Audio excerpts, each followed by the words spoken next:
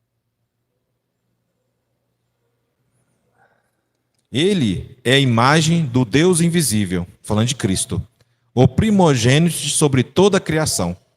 É esse o significado que ele tem aqui do princípio. Ele tirou o primogênito. De onde que Paulo tirou esse primogênito da criação? Ele tirou justamente a palavra reshit, primogênito da criação, o princípio. Então ele é o princípio, o primogênito de toda a criação.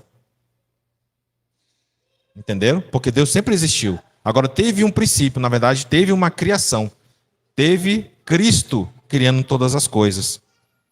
Então ele é antes de todas as coisas e por meio dele tudo subsiste. No 16 ele fala o seguinte: pois por meio dele foram criadas todas as coisas no céu e na terra. Então essa palavra reshit, princípio, tinha Cristo ali. Assim como a harit, últimas coisas. A gente vai ver um gráfico aqui, que até eu pedi ajuda para o Caleb fazer, que vai apontar justamente para isso. Vai explicar isso. Como, através da estrutura do texto, ele aponta para a redenção. Aponta para uma intencionalidade do autor. Ele não escreveu ao Léo, vou escrevendo. Não, ele teve uma intencionalidade. Ele fez uma estrutura para mostrar o aspecto redentivo em Cristo, através do texto. Primeiro em Gênesis 49, em Números 24, e Números, aqui na verdade não é Números, é Deuteronômio, tá? Deuteronômio 32, 34. Então lá em Gênesis 1 tem no princípio. Ele vai relacionar esse princípio com as últimas coisas. E a gente sabe que Jesus é o quê? O alfa e o ômega. Ele é as duas coisas, ele está nas duas coisas. Então ele vai ver aqui, ó, no princípio, no 49:1, tem nos últimos dias. No 24:14, de novo, nos últimos dias. E lá em Deuteronômio 31, tem nos últimos dias.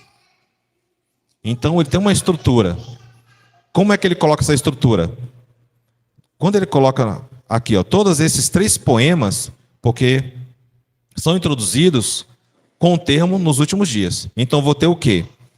Esse vai introduzir um poema. Todos esses vão introduzir um poema. Tá? Ou eu vou ter uma narrativa anterior, uma narrativa longa. Eu vou ter nos últimos dias. E depois dos últimos dias eu vou ter um poema. E depois um epílogo breve. De novo, vou ter uma narrativa longa. Eu vou ter o poema antecipado nos últimos dias. Depois um epílogo breve. E de novo, vou ter uma narrativa. Vou ter o poema precedido dos últimos dias e um epílogo breve. São estruturas que ele cria para mostrar uma intencionalidade. E é interessante que nesses 3 textos, dos últimos dias, dentro do poema, ele vai apontar um leão. Um leão que julga, o leão que é rei, e que ele vai governar todas as coisas. O cetro está na sua mão. Então sempre vai ter uma figura de um leão que reina, que julga. Ou seja, aponta para Cristo no princípio, e nas últimas coisas aponta também para Cristo, nessa estrutura. Então compartilha o conteúdo semelhante. Um rei futuro da tribo de Judá, a quem pertenceria às obediências das nações. Então ele revela isso na estrutura do Pentateuco. Então você mostra a intencionalidade do autor em mostrar a redenção em Cristo. Continuando no aspecto redentivo, alguma dúvida aí sobre isso? Ninguém quer falar? Entenderam nada, né? Entendeu? Então, aspectos redentivos aqui em Gênesis, a gente vê uma relação próxima com Apocalipse. A gente vê um princípio e depois vê um fim. Tá? Então, a gente vê em Apocalipse soluções futuras de problemas que começaram em consequência da maldição de Gênesis 3. Apocalipse 22, 1 ao 2, eu vejo um novo Éden. Pode ler.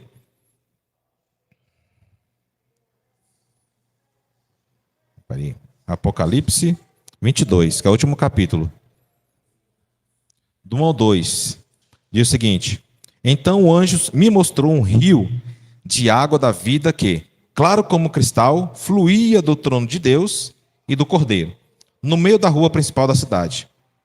De cada lado do rio estava a árvore da vida, que frutifica 12 vezes por ano, uma por mês. As folhas da árvore servem para a cura das nações. Então a gente vê uma solução final para o problema da maldição Gênesis 3. Porque em Gênesis 3 eles foram expulsos do Éden para que não comesse da árvore da vida. E agora eles estão de volta numa cidade, um novo Éden, e agora eles têm à sua disposição a árvore da vida. Também? E agora nenhuma maldição já existe, que a gente vê em Romanos 8. Lá em 22, do 13, ele fala o seguinte, não, 22, 3. 22, 13 ele fala, já não haverá maldição nenhuma. Isso é referente à maldição que teve em Gênesis 3. Então a gente vê uma estrita relação de Apocalipse com Gênesis. Agora já não há mais maldição nenhuma. O trono de Deus e do Cordeiro estará na cidade, e os seus servos lhe servirão. Agora estão de volta a um Éden, um novo Éden. Uma solução para aquilo que ele colocou em Gênesis. Então, em Gênesis já colocou, apontou para isso. Para essa solução. E outra coisa, 22, 13. De Apocalipse, 22. Ele fala, eu sou o Alfa e o Ômega, o primeiro e o último, o princípio e o fim. Entenderam? Então ele está nessa palavra reshit, no princípio e o fim. Ele é o primeiro e o último. Por isso que a gente vê essa estrutura em Gênesis. Tudo isso foi estudado justamente dessa estrutura, dessa intencionalidade do autor de Gênesis. Bem? Agora, algumas sombras da manifestação da graça de Deus pela obra de Cristo. Ele se manifesta, tem uma vitória com sofrimento, ele tem um sacrifício substituto, símbolos de Cristo, Jacó a escada, José e sua trajetória. Isso são algumas das sombras de Cristo em Gênesis. Ou seja, a gente vai ler toda a trajetória da graça, da obra de Cristo dentro de Gênesis. Praticamente a gente está lendo o Evangelho dentro de Gênesis. É dessa forma que a gente vai ler Gênesis, como a gente estivesse lendo um Evangelho também. Então toda a Escritura é inspirada, como em 2 Timóteo. Toda ela é apta para repreensão, para ensino, porque toda ela é o Evangelho. Ele aponta toda a Escritura, de Gênesis a Apocalipse, é o Evangelho. E a gente vê o Evangelho em Gênesis aqui. Uma vitória com sofrimento. Gênesis 3,15. A gente já leu, a gente lê de novo, porque é um versículo para memorizar. Gênesis 3,15. Vamos ler de novo.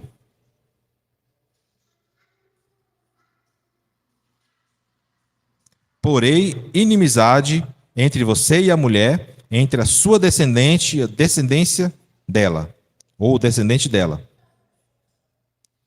que ferirá a sua cabeça e lhe ferirá o calcanhar. Então, o que ele afirma aí? É uma vitória, você vê que é uma vitória. Ele vai pisar a cabeça da serpente. Mas essa pisada, essa vitória, traz um sofrimento para Cristo. Que essa serpente vai ferir o calcanhar dele. Então, uma vitória com sofrimento. Sim. Fala? Levantar a mão. Vitória. Entendi. Então, a vitória com sofrimento. Gênesis 3,15. Então, a gente pode ver isso. Vamos ver? Isaías 53, 3 e 5.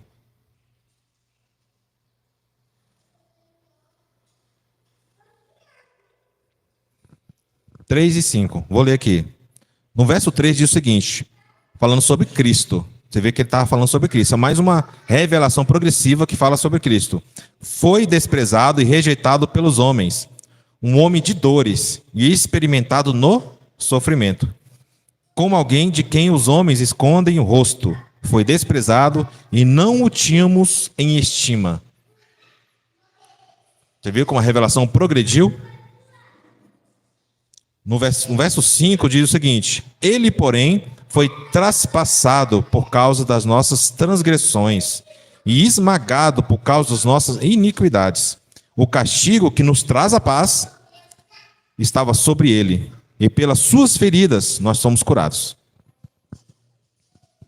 Você viu que ele explicou melhor a questão do sofrimento, da serpente mordendo o seu calcanhar, ferindo o seu calcanhar?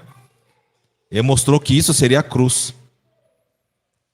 Isso não mostrou em Gênesis 3,15, ele mostrou mais adiante. Que o sofrimento de Cristo seria pela cruz. Salmo 22, e também ele vai falar sobre isso. Inclusive, muita gente chama o Salmo 22 de Salmo da Cruz,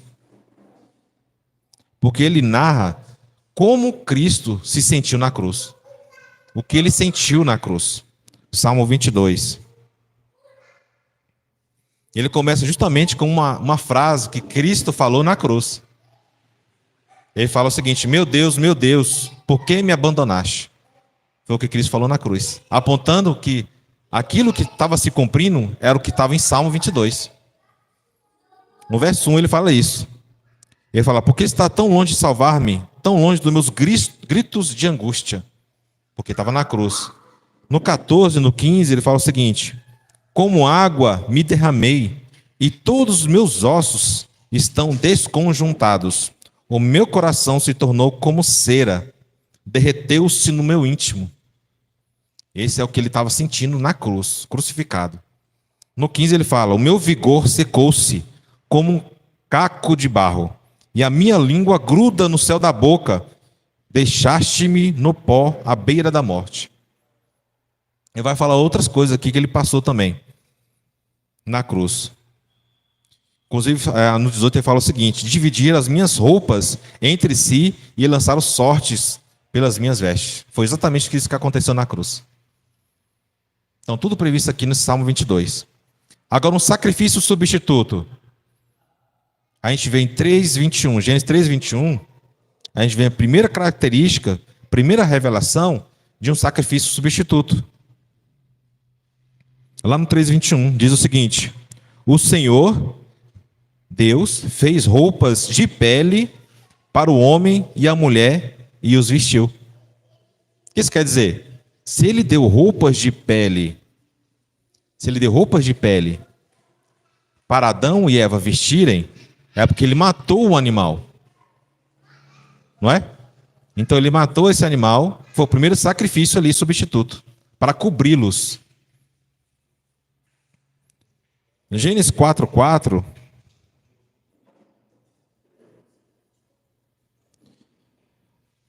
outra sombra de Cristo, um sacrifício substituto. Em Gênesis 4:4 ele diz: Abel também trouxe as primeiras crias do seu rebanho com as partes gordas. O Senhor olhou com agrado para Abel e para a sua oferta. Então ali já viu um sacrifício substituto. Você vê a progressão da revelação. A pele que cobriu Adão e Eva, depois o sacrifício de Abel, e depois a gente vai ver lá no capítulo 8 de Gênesis, outro sacrifício substituto.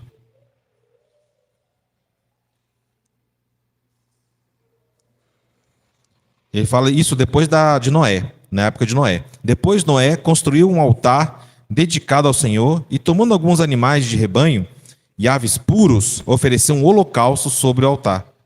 Então o Senhor sentiu o aroma agradável e disse a si mesmo: embora o coração dos seres humanos seja inclinado para o mal desde a juventude, nunca mais amaldiçoarei a terra por causa deles. Você vê o resultado do sacrifício substituto. Aplacou a ira de Deus depois do dilúvio. Eles que nunca mais iam destruir a terra daquele jeito, por causa do sacrifício substituto, daquele holocausto. Então também aponta para Cristo. Vamos agora para Gênesis 22. Isso tudo dentro de Gênesis. Em Gênesis capítulo 22, diz o seguinte no verso 12: não estenda a mão contra o rapaz, disse o anjo. Está falando aqui no momento em que Abraão ia sacrificar o seu filho Isaque. Não lhe faça nada, agora sei que você teme a Deus, porque não negou dar a mim o seu filho, seu único filho. Abraão ergueu os olhos e eis que viu um cordeiro preso pelos chifres em um arbusto. Foi até lá, tomou o carneiro e o sacrificou como holocausto em lugar do seu filho. Você viu como a revelação do sacrifício substituto evoluiu durante a narrativa de Gênesis? Ele foi mostrando passo a passo como esse sacrifício aplacaria a ira de Deus. Entendeu? Começou com Gênesis 3:21, com Deus matando um animal para cobrir Adão e Eva, sacrifício de Abel, depois o sacrifício de Noé, que aplacou a ira de Deus, e agora um cordeiro substitui Isaque. Então, cada vez que a gente progride na revelação, a gente vai entendendo um pouco como é esse sacrifício substituto. Isso revela uma progressão na revelação redentiva. E alguns símbolos de Cristo que a gente vê. Primeiro, a árvore da vida no Éden. Depois, a arca de Noé. A gente vê como símbolo de Cristo. A árvore da vida. A gente pode ver em Gênesis 3, 22 e 23. Em João 10, 10. Que ele vê como a palavra de Deus. É a verdade. E 15, 5, que ele fala do ramos. Que ele é a videira e nós somos os ramos. Mostrando que nele há vida. Na palavra de Deus. Ele de Cristo como a árvore. Então ele é a árvore da vida. O próprio Cristo. Quando vê lá em Gênesis. Aponta para Cristo também. A arca de Noé. Porque é através da arca de Noé que as pessoas foram salvas. Então a própria arca de Noé é um símbolo de Cristo. Então nós estamos nessa arca que é Cristo. Já ouviram falar sobre Jacó e a escada? Como é que era esse momento de Jacó e a escada? Você lembra desse momento de Jacó?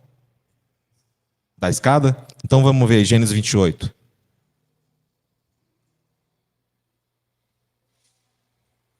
Gênesis 28, 10 a 17.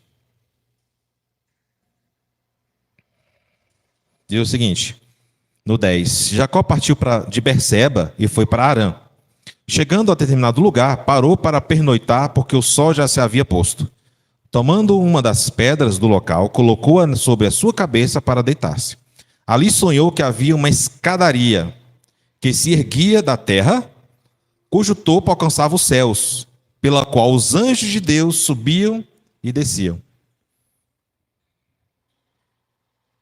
Acima dela, em pé, acima da escada lá no céu, estava o Senhor, que lhe disse: Eu sou o Senhor, o Deus de Abraão, o seu pai, e o Deus de Isaque. Darei a você, a sua descendência, a terra a qual você está deitado. O que significa essa escada? Aponta para quê? Vocês sabem?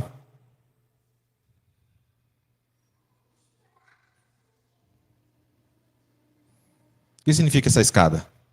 Que vai do chão até o céu. E na ponta da escada, lá no céu, tem o Senhor falando com Jacó. Não tem nem ideia do que é essa escada? Vamos ler João 1,51 então?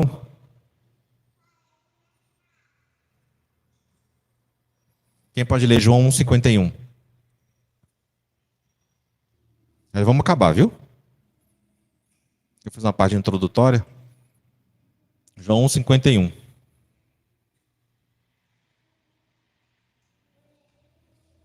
Achou? Pode ler bem alto aí. Achou? Vou ler aqui então. 1,51. Capítulo 1, 51. Bem alto.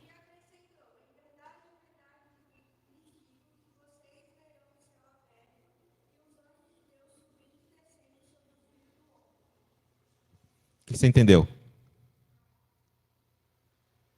Em relação ao que a gente leu de Gênesis 28. Como é que foi o sonho de Jacó? Sobre essa escada. E aqui nesse texto?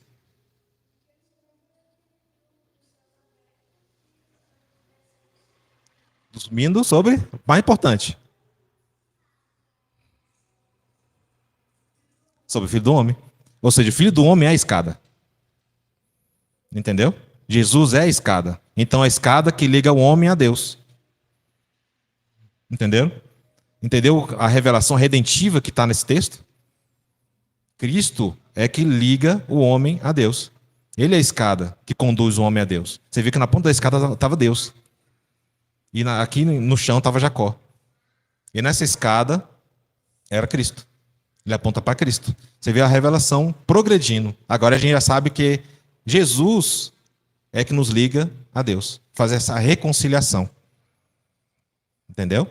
Então a gente vai conhecendo Jesus através desses símbolos, gradativamente.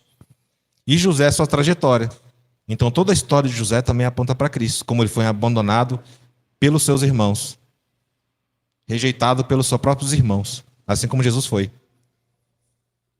Entendeu? Tudo bem? Alguma dúvida dessa parte aí? Nenhuma? Então, nas aplicações aqui, Deus promete sua presença com o seu povo. Isso no livro de Gênesis. E mesmo que sua ameaça de extinção ou por nossas falhas, sua promessa não falha. Então, Deus promete sua presença com o seu povo. Por isso que ele fala Deus Emmanuel. E a sua promessa não falha. Mesmo que tenha uma ameaça de extinção, a gente viu a questão da Esther, a gente vai ver outra questão aqui também. Mesmo sob ameaça de extinção no Holocausto, mesmo sob a ameaça de extinção, a sua promessa não falha. Ela continua. Aquela promessa feita a Abraão não vai falhar. Não falhou e nem falhará. Então, nossas falhas, por exemplo, Abraão mentiu. Não foi? Então, Sara foi levada com isso. Abraão mentiu porque ele é o pai da fé. Mas por que ele mentiu? Porque ele teve medo e não confiou em Deus. Ele preferiu mentir do que confiar em Deus. Ele é o pai da fé. Você viu como nossas falhas não tiram a promessa de Deus sobre nós? Isaac é a mesma coisa. Aconteceu a mesma coisa com Isaac. Isaac idem. Então, da mesma forma, nossa salvação ela é preservada. Deus prometeu, Deus não deu, Deus manterá ela. Deus susterá ela. A gente vê isso em João 6,37, no 39 e 40. E em 1 João 2, 1 e 2. Quando ele fala que Deus escreveu toda essa palavra para que a gente não peque. Mas se pecar, temos o advogado, que é Jesus Cristo. Em João 6, ele vai falar que Deus nos deu para Jesus. E ninguém tira da mão dele. Ninguém pode nos tirar da mão de Cristo. E isso está no verso 37, 39 e 40 de João 6. Tá bem? Então, apesar das nossas falhas, a promessa de Deus não falha. E Deus promete sua presença no meio do seu povo, mesmo que a ameaça de extinção ou por nossas falhas. Por exemplo, instituições políticas culturais que querem extinguir o cristianismo. Porque o que eles querem fazer hoje é justamente isso, acabar com o cristianismo. Eles aceitam todas as religiões, menos o cristianismo.